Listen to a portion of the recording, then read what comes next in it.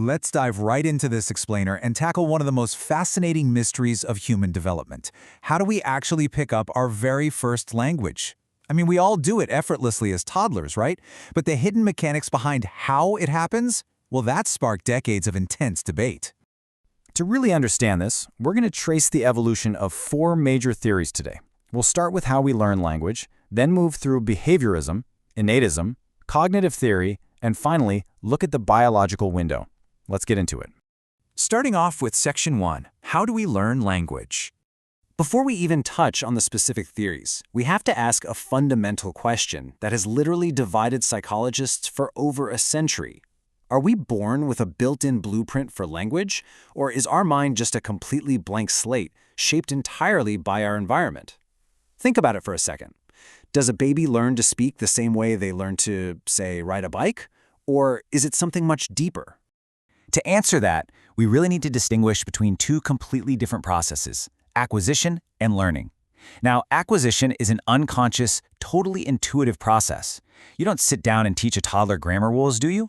No, they just soak it up naturally from their surroundings like a sponge. Learning, on the flip side, is a deliberate, conscious effort. That's like sitting in a high school classroom trying to memorize French verb conjugations. For this explainer, we're focusing purely on that first magical process, acquisition. That brings us to Section 2, behaviorism, which is all about habits and rewards. So this was the earliest academic attempt to explain first language acquisition. Behaviorism falls firmly, and I mean firmly, on the extreme nurture side of the spectrum. Introduced back in the early 20th century, the core idea here is that language is simply a behavior we learn through forming habits. It completely rejects any sort of inborn genetic capability. Basically, they argued you learn to talk the exact same way you learn to do anything else, through sheer repetition and environmental reinforcement. We can understand this best through two incredibly famous concepts. First up is Ivan Pavlov's classical conditioning. You probably remember the experiment, right? A dog learns to involuntarily drool at the sound of a bell simply because it associates that bell with meat. The second is B.F. Skinner's operant conditioning. This one relies on rewards and punishments to actively shape behavior. It's kind of like a rat learning that if it presses a specific bar, it gets a food pellet. Let's look at a concrete, everyday example to illustrate Skinner's theory in the easiest way possible. Imagine a child is just babbling away and accidentally makes the sound da-da. The father hears it, his face totally lights up, and he praises the child. Well, that's a massive reward. The child wants that positive reinforcement again, so they intentionally repeat da-da to get the smile. Behaviorists argue that through thousands of these tiny little interactions, a complete language is built from the ground up. But what if they were wrong? Section 3, innatism, the mind's blueprint. Critics were quick to point out a pretty massive flaw in the behaviorist approach. Children are highly creative beings. They constantly produce completely new sentences that they have never heard before. For instance, a child might say, "I eated the cookie."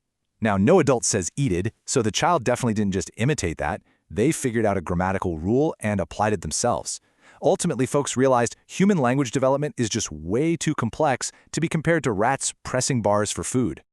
Enter the famous linguist, Noam Chomsky. Chomsky argued that human beings are fundamentally unique, and he introduced this concept called the language acquisition device, or the LAD for short. The easiest way to think of the LAD is like a biological organ in the brain. It's basically a genetic plug-and-play system specifically designed for language. According to Chomsky, it contains a universal grammar, and it just automatically triggers the moment a child is exposed to speech.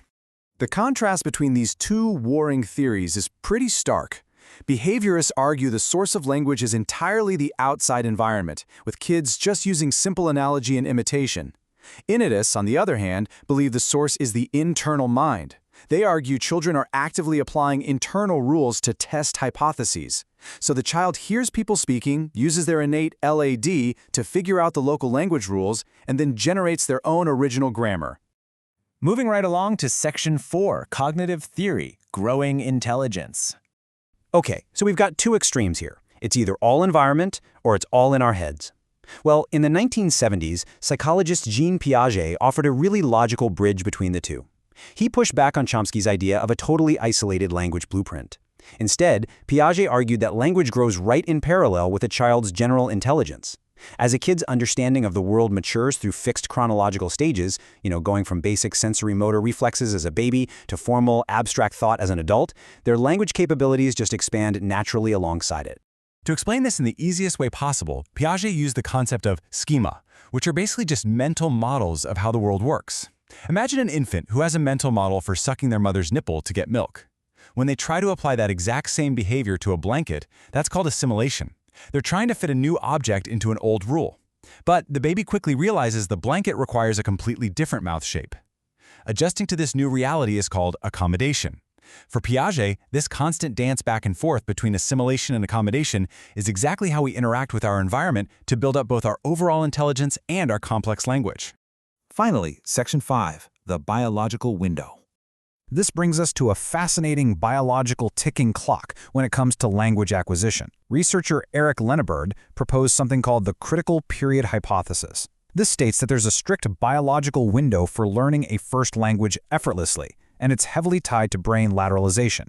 See, at birth, both halves of our brain are relatively identical, but around 18 months, they begin to specialize, with the left hemisphere typically taking over language duties. Lenneberg argued that if you haven't acquired a first language by puberty, this specialization locks in, the biological window slams shut, and true language acquisition becomes exceedingly, almost impossibly difficult. However, science rarely offers absolute rules without a few exceptions, right? Take the deeply tragic yet scientifically fascinating case study of a girl named Jeannie. Due to severe, horrific isolation, Jeannie only began learning her first language after she reached puberty, completely missing Lenneberg's critical window. Yet, she remarkably made progress. Brain scans actually showed she was using her right hemisphere for language instead of her left. This proved that while the critical period is definitely a real biological barrier, the human brain still possesses an astonishing level of flexibility. So, as we wrap up these incredible leaps in linguistic psychology, from Skinner's environmental reinforcement and Chomsky's internal blueprints to Piaget's cognitive stages and the biological ticking clock, we're left with one really profound question to ponder. Are we simply a product of the praise and environment around us, or is the magnificent magic of language deeply hardwired into our very DNA? The truth is likely a beautiful, incredibly complex dance between the two. Thanks for joining me on this explainer.